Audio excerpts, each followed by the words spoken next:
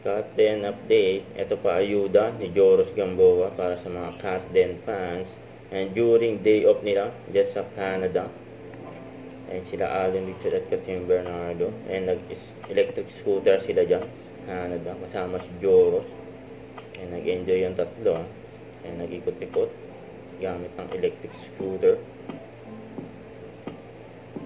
And lahat sila naka-shades. Okay, nauna si Joros, pangalawa si Catherine, and nauli si Alden. Ang saya dyan, no? Ang workation dyan sa Canada. And after nyan, mag-gym na sila.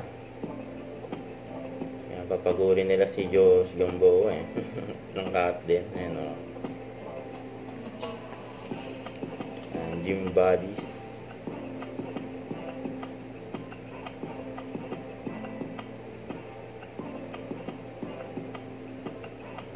Sabay yung tatlo mag-workout. Ayan sila Allen, Katin at Joros.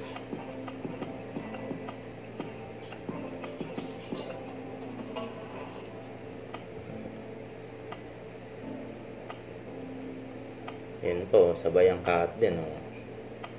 Ayan, nakahiga na si Joros. Ayan pa sa picture nila. Huwag kalimutan mag-subscribe, click ang notification bell para update po ang nature reaction vlog. Bye guys, thank you for watching.